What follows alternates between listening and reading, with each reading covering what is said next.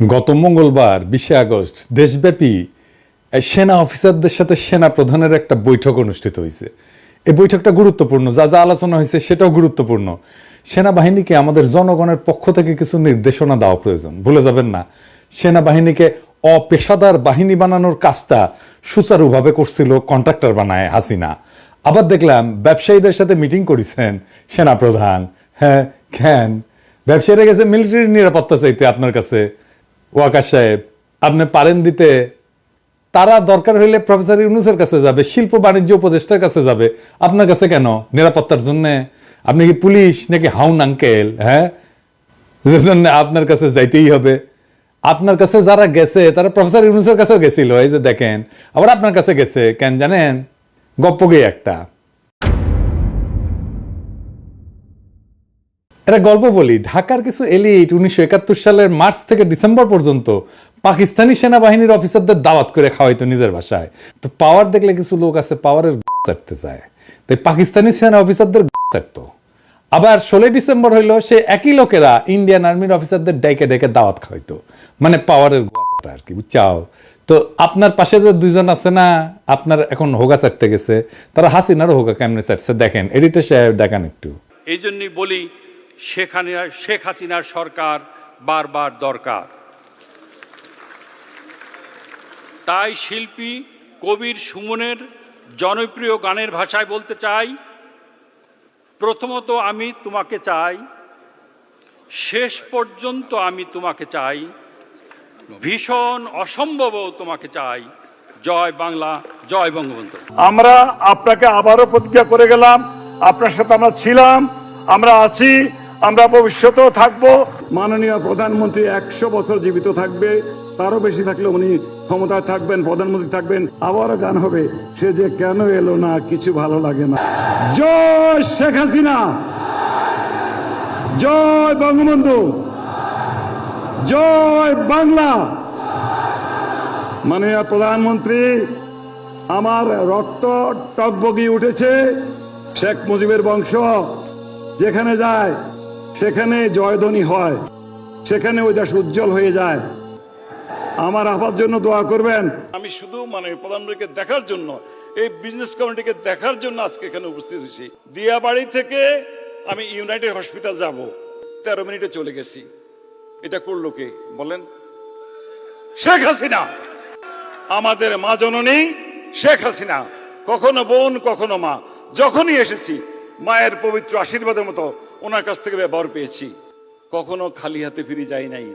হ্যাঁ, শেখ হাসিনা সরকার, শেখ হাসিনা সরকার, শেখ হাসিনা সরকার।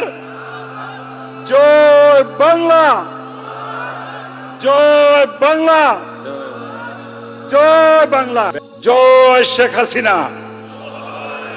আরেকটু জোরে ভাই, জয় শেখ হাসিনা, জয় শেখ হাসিনা।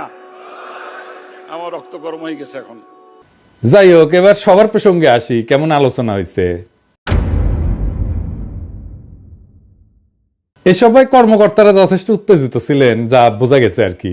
আর অতীতের অন্যান্য সবাই খুব কম অফিসার প্রশ্ন করতেন, কিন্তু 20 আগস্টের সবাই অনেককে প্রশ্ন করার জন্য হাত তুলতে দেখা গেছে। সেনা প্রধান মানে ওয়াকার সাহেবের বক্তব্যের মূল পয়েন্ট হচ্ছে যে উনি, আমি এক এক করে কইতেছি, আমি মন্তব্য বলতেছি ওনার বক্তব্যের বিপরীতে।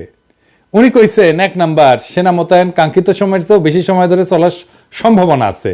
আচ্ছা ওয়াকার সাহেব, এই সিদ্ধান্ত কি আপনি নেবেন? এই সিদ্ধান্ত সেনা প্রধান নেবে না, আদেশটা আসবে অন্তর্বর্তীকালীন সরকারের কাছ থেকে। তাদের প্রতি নিজেকে সমর্পণ করেন। একই সাথে গোপনে নানা রাজনৈতিক দল, ডিবি, এনএসআই, ডিজিএফআই পরিচালিত ইসলামিক দল এবং গোষ্ঠীগুলোর সাথে দেখা সাক্ষাৎ বন্ধ করেন। এই জিনিসগুলো খবর আমাদের কাছে আছে। কি করিচ্ছেন এগুলো আপনার লোকেরাই আমাদের এসে কয়া দেয়, বুঝছাও? এটা বন্ধ করেন, নিষেধ করিচ্ছি, বন্ধ করেন। সব কয়া দেবো কিন্তু কি কি করিচ্ছেন তাইলে। বিশেষ করে শেখ হাসিনার দুঃশাসনের সহযোগী ব্যবসায়ী সমাজকে প্রশ্রয় দিবেন না। বড় টাকা পয়সার লেনদেন হচ্ছে বলে কিন্তু আমরা শুনতে পাচ্ছি, কার কাছে কত টাকা যাচ্ছে সেটা ওটা হিসাব পাইছি, ভেরিফাই করতে পারিনি জন্য কইলাম না, কিন্তু কয়া দেবো, নাম ধরে ধরে কয়া দেবো। দেশের যে সমস্ত ট্রেড বডি বা ব্যবসায়ীদের সংগঠনের নির্বাচন ধ্বংস কইরা যারা শেখ হাসিনার পদধূলি গায়ে মেখা জবরদস্তি করে এই সকল সংস্থার নেতৃত্ব দিছে তাদেরকে ক্ষমা করা হবে না। যতই আপনার সাথে লাইন ঘাট করুক না কেন, ক্ষমা করা হবে না, অত সোজা না, বুঝছাও? এই মালগুলা বিনা ভোটে নির্বাচনে দাঁড়াইছে, বিজয়ী বা পরাজিত হয়েছে, টাকা পয়সা ঘুষ দিয়ে নিজের লোককে মনোনীত করছে, এরা গণশত্রু। গণশত্রুদের যাদের পাশে দেখবো তাদের পাশার চামড়া তুলে ফেলবো। 2 নাম্বার, আপনি কইছেন সামাজিক যোগাযোগ মাধ্যমে সরানো প্রোপাগান্ডা যেখানে সত্য মিথ্যার সংমিশ্রণ থাকে এতে কর্ণপাত না করতে। ওয়াকার সাহেব, এটা তো খুনি পলাতক হাসিনার জয় পলকের ব্যারাম। হ্যাঁ, এই রোগে মাত্র 2 সপ্তাহের মধ্যে আপনাকে ধরে ফেলছে, সংক্রমিত করছে। ঘটনাটা খুবই দুঃখজনক। আপনার তো তাহলে ভ্যাকসিন লাগবে, ভ্যাকসিন, গণ অভ্যুত্থানের ভ্যাকসিন নেন। তবে এটা আপনার দ্বারা মুগ্ধ হওয়া ডক্টর আসিফ নজরুল দিতে পারবে না, এটা আপনারা নিতে হবে ডাক্তার পিনাকি ভট্টাচার্যের কাছ থেকে। পিনাকি ক্যাঁকা করে ভ্যাকসিন দেয় জানেন তো।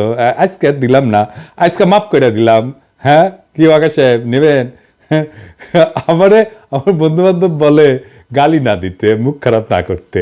তো ওই আপনি মিলিটারি, সেজন্য আপনারা গালি দিব না এটা ভাইবেন না, আপনারা বড় করে গালি দিতে পারবো।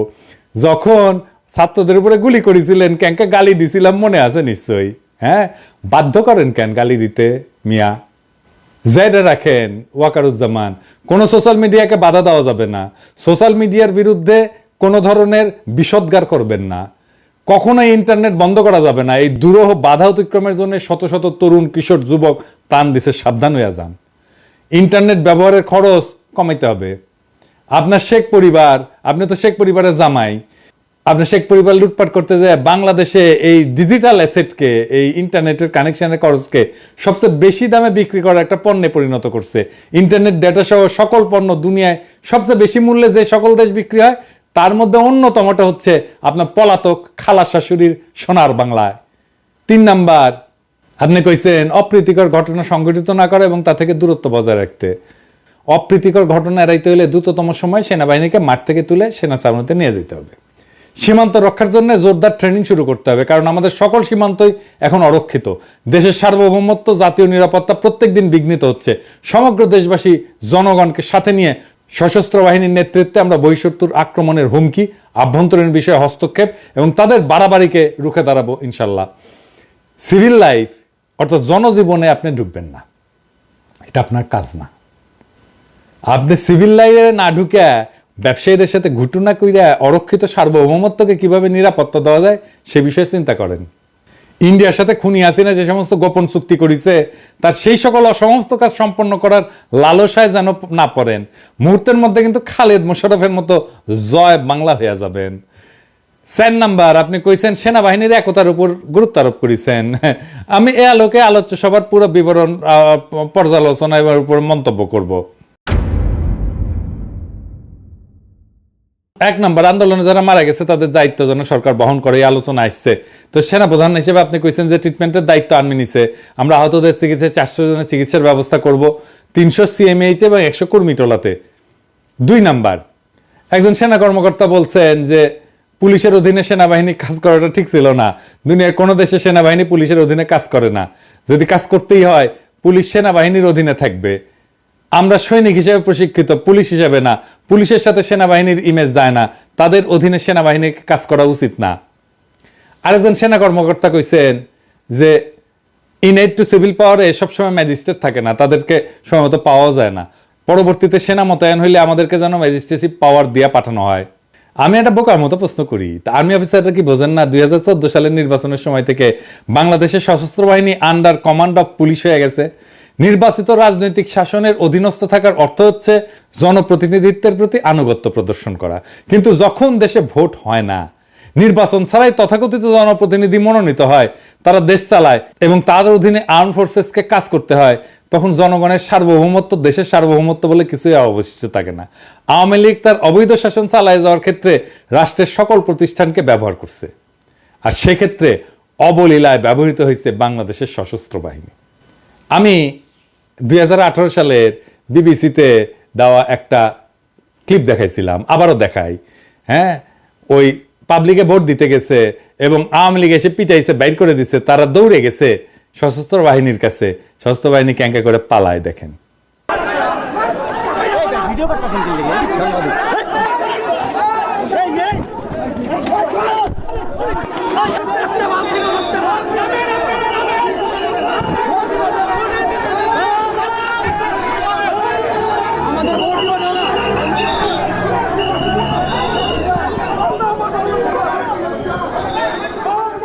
এই পুরো আয়োজনে বাংলাদেশের পুলিশের ভূমিকা ছিল শেখ মুজিব শাসনামলে রক্ষী বাহিনীর মতো নেতৃত্বের আসনে, ওরাই ছিল সুপ্রিম ফোর্স। সেই জন্যই শেখ হাসিনার পতনের ঘটনায় সবচেয়ে বেশি জনপ্রতিরোধের মুখে পড়ছে পুলিশের পোশাকে চাকুরিরত একদল গুন্ডা, ডাকাত এবং সন্ত্রাসী। বেনজিরের মতো কয়েক শত কোটি টাকার মালিক হয়েছে এমন পুলিশ অফিসারের সংখ্যা 500-র বেশি। এর মধ্যে প্রাক্তন আইজি থেকে শুরু করে ওসি পদের লোকেরাও আছে। আজিজের মতো কুখ্যাত জঘন্য সেনাবাহিনী প্রধান থেকে শুরু কইরা ইঞ্জিনিয়ারিং কোর, বিভিন্ন প্রজেক্ট পরিচালনাকারী কর্মকর্তা, ডিজিএফআই, র্যাব সহ ডাকাতি করা যায় এমন পদগুলোতে বসে কাজ করা যায় প্রায় 60 থেকে 65 জন জেনারেল শত কোটি টাকা এবং সহায় সম্পদের মালিক হয়েছে। এই 60 থেকে 65 জন জেনারেলের তালিকা আমরা তৈরি করতেছি, আমরা এটা প্রকাশ করে দেব। পুলিশের সাথে প্রতিযোগিতা করে আর্মি অফিসাররা 2009 সাল থেকে র্যাব, বিজিবি, আনসার, ডিজিএফআইতে বসে গুম, খুন, ক্রসফায়ার সবই করেছে আর টাকা কামাইছে। এই প্রক্রিয়ায় জন্ম হয়েছে আজিজের মতো একজন নিকৃষ্ট সেনা প্রধানের এবং কয়েক ডজন ক্রিমিনাল জেনারেলের, যার মধ্যে একজন জিয়া। সেনা প্রধানকে এদের বিরুদ্ধে কোনো ব্যবস্থা নেবেন? তিনি কি র্যাব ভেঙে দিবেন? ডিজিএফআই নিষিদ্ধ করতে পারবেন? তা যদি না করেন তাহলে বুঝতে এবং প্রস্তুতি নিতে হবে বাংলাদেশে মানবতা বিরোধী যে সমস্ত কর্মকাণ্ড শেখ হাসিনার দুঃশাসনে চলছে সেগুলোর ওয়াকারুজ্জামানের সমর্থনে এবং পরবর্তীকালে তার নেতৃত্ব অব্যাহত থাকবে। এরপর একজন সেনা কর্মকর্তা গোপালগঞ্জে 10 বেঙ্গল রেজিমেন্টের সেনা সদস্যের উপর হামলার বিষয়টি উত্থাপন করেন। জবাবে সেনাপ্রধান ঘটনার জন্য দুঃখ প্রকাশ করে বলেন যে জড়িত ব্যক্তিদের আইনের আওতায় আনা হবে। মিরপুর ডিএইচএসে হামলার ঘটনা উল্লেখ করে একজন সেনা কর্মকর্তা ক্ষোভ প্রকাশ করে বলেন যে রেসিডেন্সিয়াল এরিয়া বাড়ি বাড়ি ঢুকে হামলা করা হয়েছে, সেটা নিয়ে আমরা দুঃখ পেয়েছিলাম, কেন এটা হইল? সেনাপ্রধান বলছেন যে এমআইএসটি এবং বিইউপির স্টুডেন্টদের হল ছেড়ে দেওয়ার আদেশ দেওয়া হয়েছিল, কিছু স্টুডেন্ট ডিএইচএস এর ভিতরে বাসা ভাড়া নিয়েছিল নিরাপত্তার জন্য, পরের দিন বাইরের কোনো এলিমেন্ট যেন ঢুকতে না পারে, এই জন্য ডিএইচএস সিকিউর করা হয়েছিল। কিন্তু সে রাতে এমআইএসটি এবং বিইউপি স্টুডেন্টরা পাল্টা ধাওয়া করছিল, এদের খোঁজার জন্য সেখানে সেদিন অভিযান হয়। এরপর একজন সেনা কর্মকর্তা বলছেন জনপ্রশাসন, পুলিশ বিভাগ এবং বিচার বিভাগের উচ্চ পদে আসীন অনেক অফিসার পালায় গেছেন, এখন পালানোর জন্য অনেক রেডি এবং তৈরি। এই সুযোগে অনেকে প্রমোশন নিয়ে উচ্চ এবং ভালো পদে বসার সুযোগ নিচ্ছেন। মানুষ কিভাবে মরছে তা সবাই দেখছে। এরপর একজন সেনা কর্মকর্তা বলেন যে ক্যান্টনমেন্টে বিগত কয়েক বছরে যে পরিমাণে রাজনৈতিক কার্যক্রম হয়েছে সেনাবাহিনীতে অতীতে এমনটি দেখা যায়নি। সেনাবাহিনীতে রাজনীতি কোনোভাবেই কাম্য না। সেনানিবাসে ভিডিও, ব্যানার, পোস্টার সহ নানান রাজনৈতিক কার্যক্রম সম্পূর্ণভাবে বন্ধ করা উচিত। সেনাপ্রধান হিসেবে বন্ধ করাটা আপনার দায়িত্ব। তো সেনাপ্রধান এই পয়েন্টটা গ্রহণ করে বলছেন যে অ্যাকসেপ্টেড। এই গণ অভ্যুত্থানের পরেও ইন্ডিয়ার মনোনীত এবং তাদের পছন্দের জেনারেলরা যদি সেনাবাহিনীর নেতৃত্ব দেয় তাহলে শেখ মুজিব এবং শেখ হাসিনার ছবি, পোস্টার, ব্যানার সরে গেলেও প্রতিবেশীরা আমাদের সেনাবাহিনীকে নিষ্ক্রিয় এবং নিস্তেজ করার যে কর্মসূচি নিছে সেটা কিন্তু চলতেই থাকবে, ব্যানার ট্যানার যাই সরান না কেন। একজন সেনা কর্মকর্তা বলছেন যে জেনারেশন জি আমাদের অনেক কিছু শেখাচ্ছে, কিন্তু বাধাগুলো হচ্ছে দুর্নীতি। আর একজন সেনা কর্মকর্তা বলেন যে দুর্নীতিগ্রস্ত মিলিটারি পার্সনদের সেনানিবাসে ঢোকার অধিকার রেস্ট্রিক্ট করতে হবে। এখানে আমি কই কি, দুর্নীতি আবার দুই ধরনের, ব্যক্তিগত এবং প্রাতিষ্ঠানিক। ইন্ডিভিজুয়াল বা ব্যক্তি নির্ভর দুর্নীতি বন্ধের জন্য মোটিভেশন দরকার, কিন্তু প্রাতিষ্ঠানিক বা ইনস্টিটিউশনাল দুর্নীতি বন্ধের জন্য আপনার হস্তক্ষেপ দরকার। যেমন ইঞ্জিনিয়ারিং কোড এবং প্রজেক্টের নামে যে দুর্নীতি হয় সেগুলোর প্রতি খেয়াল রাখতে হবে। সশস্ত্র বাহিনীর শৃঙ্খলা আইনে দুর্নীতি রোধের ব্যবস্থা আছে। জন আকাঙ্ক্ষা অনুযায়ী সেনাবাহিনীর ভেতরকার দুর্নীতি চিহ্নিত করার জন্য আপনারা কি একটা কমিশন করতে পারবেন? একদল সৎ, যোগ্য, দক্ষতা সম্পন্ন অবসরপ্রাপ্ত অফিসার দিয়ে এই কাজটা শুরু করতে পারেন। সেই তদন্তে যারা অপরাধী হিসেবে চিহ্নিত হবে তাদেরকে কোর্ট মার্শাল করেন এবং দায়ীদেরকে সেনানিবাসে ঢোকা এবং অবসরে যে সকল সুযোগ সুবিধা পাওয়া যায় সেগুলো থেকে রেস্ট্রিক্ট করেন। তা করার মুরত কি আর্মির আছে? একজন অফিসার বলেন যে পিলখানা তদন্তের কাগজ এবং অনেক আলামত সরায় ফেলা হয়েছে, এটা পুনঃ তদন্ত করা প্রয়োজন। পিলখানায় সেনা অফিসার হত্যার বিষয়টা উত্থাপন করে একজন অফিসার বলেন 25শে ফেব্রুয়ারিকে জাতীয় শোক দিবস ঘোষণার ব্যবস্থা করা উচিত, যেন এই জাতি সকল শহীদদের মনে রাখে। সেনাপ্রধান অ্যাডজুটেন্ট জেনারেলকে নোট নিতে বলছেন। আরেকজন অফিসার বলেন পিলখানা নিয়ে কমেন্ট করার জন্য অনেকের প্রমোশন আটকে আছে, বিডিআর বিদ্রোহের পর চাকরি হারানো কর্মকর্তাদের ক্ষতিপূরণ দেওয়া উচিত। সেনাপ্রধান বলছেন এটা বিবেচনা করা হবে, আমরা এটা খেয়াল রাখবো কেমন বিবেচনা করেন। সামরিক বাহিনীর অফিসারদের নিশানা করে খুন করতে বিডিআর এ সংগঠিত হত্যাকাণ্ড যে একটা বিদেশি ষড়যন্ত্র ছিল তা বাংলাদেশের সংখ্যাগরিষ্ঠ মানুষ বিশ্বাস করে। সেই জন্য এর একটা স্বচ্ছ তদন্ত করে বিশ্বাসযোগ্য বিবরণ বা আখ্যান বা ন্যারেটিভ দেশবাসীর সামনে তুলে ধরা প্রয়োজন। এই ঘৃণিত বিদেশি শক্তির সাথে এদেশের রাজনীতি, সামরিক বাহিনী, জনপ্রশাসন, পুলিশ, সাংবাদিক, বিভিন্ন পেশার মানুষদের যে অশুভ দেশবিরোধী আতাত বা সংযোগ ছিল এবং আছে তা উন্মোচিত করতে হবে। পক্ষপাতহীন, স্বচ্ছ, সঠিক বিচারের আয়োজন করে অপরাধীগুলোকে শাস্তি দিতে হবে। এছাড়া বাংলাদেশের স্বাধীনতা সার্বভৌমত্বের মধ্যে যে ভঙ্গুরতা, দুর্বলতা এবং ভীতি দেখা দিছে তার অবসান ঘটবে না। একজন অফিসার মেজর সিনহার বিচার কাজ দ্রুতগতিতে সম্পন্ন করতে বলছেন। সেনাপ্রধান অ্যাডজুটেন্ট জেনারেলকে নোট নিতে বলছেন। 2009 সালে শেখ হাসিনা সরকার গঠনের পরে পুলিশের বিভিন্ন পর্যায়ে মুক্তিযোদ্ধা কোটায় যাদেরকে নিয়োগ দিছে তাদের সকলের আসল পরিচয় এবং সত্যতা পুঙ্খানুপুঙ্খভাবে নিরূপণ করতে হবে। সংখ্যালঘু সম্প্রদায়ের এত বেশি সংখ্যক লোক কিভাবে ঢুকলো সেটাও তদন্ত করে বের করতে হবে। আরও দেখতে হবে নিজ জেলার পরিচয় গোপন করে ভিন্ন ভিন্ন জেলার নাগরিকত্ব দেখায় কত সংখ্যক বাটপার এবং দস্যু পুলিশে ঢুকছে। এমন সকল লোককে পুলিশ বাহিনী থেকে ঝাঁটায় বিদায় করে আইন শৃঙ্খলা রক্ষাকারী এই বাহিনীর পুরা খোল নলচা বদলে ফেলতে হবে। প্রমোশন বোর্ড নিয়ে প্রশ্ন তুলে বেশ কয়েকজন কর্মকর্তা বলেন, একজন অফিসার বলেন যে নোটশিটে প্রমোশন পেয়েছে অনেকে, সেনাপ্রধানকে এই ব্যাপারটির প্রতি দৃষ্টি দিতে হবে। সেনাপ্রধান বলেন যে অন্য সেনাপ্রধানরা অতীতে এমনটা করছেন, এটা নিয়ে কোনো কথা বলতে চাই না, সাবেক সেনাপ্রধানকে এই ব্যাপারে পরামর্শ দিয়েছিলাম। একজন বলেন যে ব্রিগেডিয়ার জেনারেল থেকে মেজর জেনারেল পদোন্নতি সেনাপ্রধানের নেতৃত্বে বোর্ডে হতে হবে। বর্তমানে রাজনৈতিক সরকার এটা দেখে, সেই জন্য জেনারেল কর্তৃক সরকার প্রধানকে কদমবুসি করার মতো ঘটনা দেখতে হয়। আর্মি চিফ এই পর্যায়ে হেসে দেন এবং বলেন আই এম এনজয়িং। আরো বলেন আবহাওয়া গরম হয়ে যাচ্ছে, তিনি সবাইকে উত্তেজিত না হয়ে ঠান্ডা হইতে বলেন। একজন অফিসার জিজ্ঞেস করেন যে প্রমোশনের ক্ষেত্রে কেমন রিফর্ম হবে। সেনাপ্রধান বলেন প্রফেশনালিজমই হবে প্রমোশনের অন্যতম ক্রাইটেরিয়া। এইবার সেনাপ্রধান বলেন দেখি প্রফেশনালিজমের কোন গুণ মান বিবেচনায় মেজর জেনারেল SM কামরুল হাসানকে এই যে BA 3650 লেফটেন্যান্ট জেনারেল পদে পদোন্নতি দিয়া PSO AFD পদে বসানো হইল। Lieutenant general SM Kamrul Hasan যে একটা ইন্ডিয়ান এজেন্ট, ও যে একটা প্রভুপাদ, এটা তো সেনাবাহিনীর সৈনিকরাও জানে। হ্যাঁ, সে যে দলবাজ, দুর্নীতিবাজ এবং অসৎ। প্রধান উপদেষ্টা ডক্টর মোহাম্মদ ইউনূসকে সশস্ত্র বাহিনী, DJFI, NSI এমন আরো অনেক সংস্থা প্রতিষ্ঠান নিয়ে স্বাধীনভাবে কাজ করার পথে বাধা দেওয়ার জন্য ইন্ডিয়ার তদবিরে সেনাপ্রধান তাকে ওই গুরুত্বপূর্ণ পদে বসাইছে।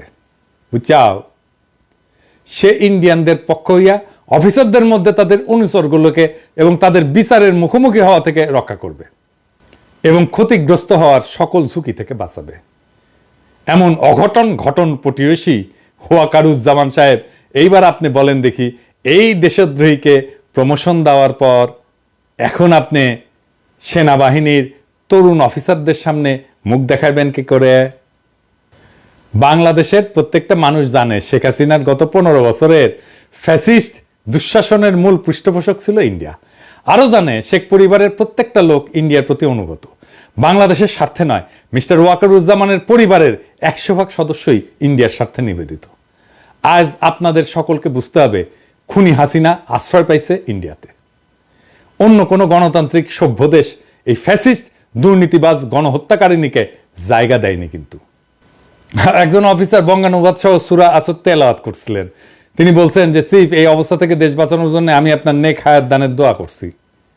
একজন সেনা কর্মকর্তা বলছেন যে আমাদের মোনাজাত রাজনীতি কেন্দ্রিক হয়ে যাচ্ছিল, কিন্তু মোনাজাত যেন স্ক্রিপ্টাইজ না হয়, হৃদয় থেকে আসতে হবে, এটাকে রাজনীতি মুক্ত রাখতে হবে। সেনা প্রধান বলছেন ভাই জীবনে দেখি নাই হুজুরকে কেউ গলা চাইপা মোনাজাত করাচ্ছে, তারপরে তুমি বলছো একজন জেনারেল নোট করেন জেনারেল ওয়াকারুজ্জামান এই যে সূরা আসর যে পড়ে শুনেছে এর মর্মবাণী বুঝিছেন?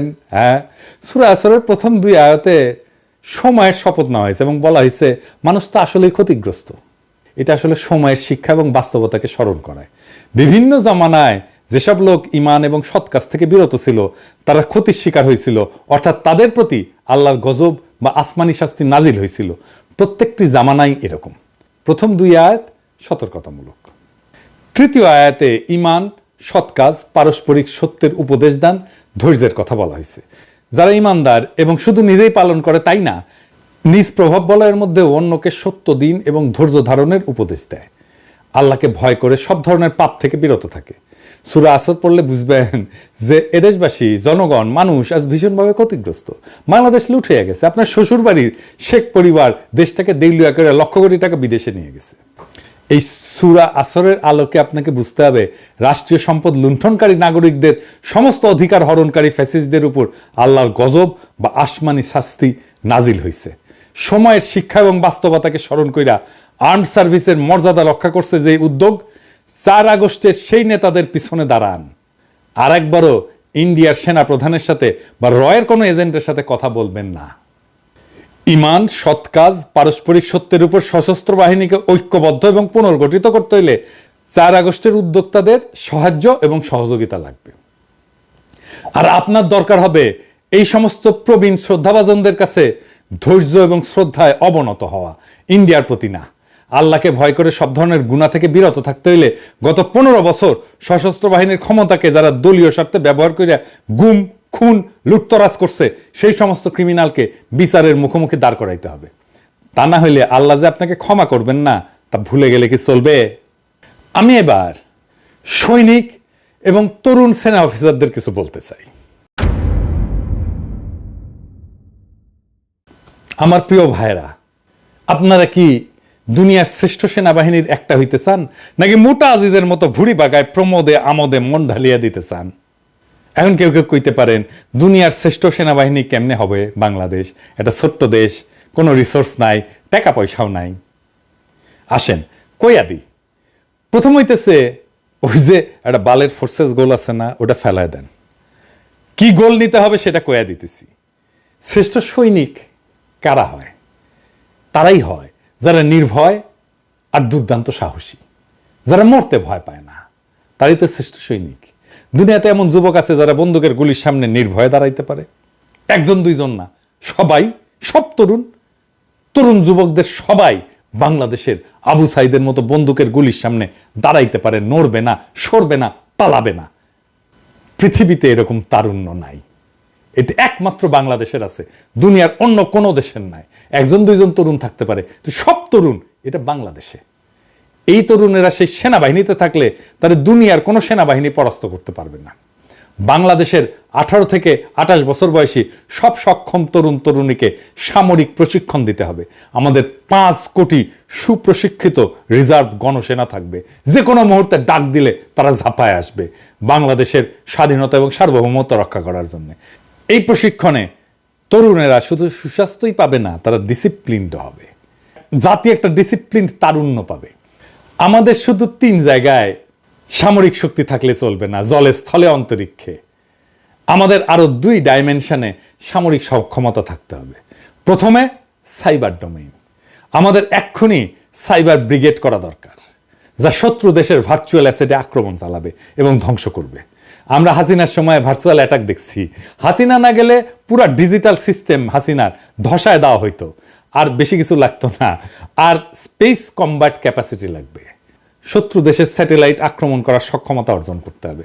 আর অবশ্যই আমাদের পারমাণবিক যুদ্ধাস্ত্র লাগবে। বাংলাদেশের দিকে চোখ তুলে কেউ তাকাইতে পারবে না, চোখ তুলে নেব। বাংলাদেশের স্বাধীনতা, সার্বভৌমত্ব আর আঞ্চলিক অখণ্ডতা রক্ষার জন্য আর কোনো পথ খোলা নাই। বাংলাদেশের পারমাণবিক যুদ্ধাস্ত্র নিয়ে আন্তর্জাতিক বিশ্ব কিছুই বলতে পারবে না। ভারত যখন আমাদের নয় উপনিবেশ বানাইছিল, ওরা আসছিল আমাদের বাঁচাইতে?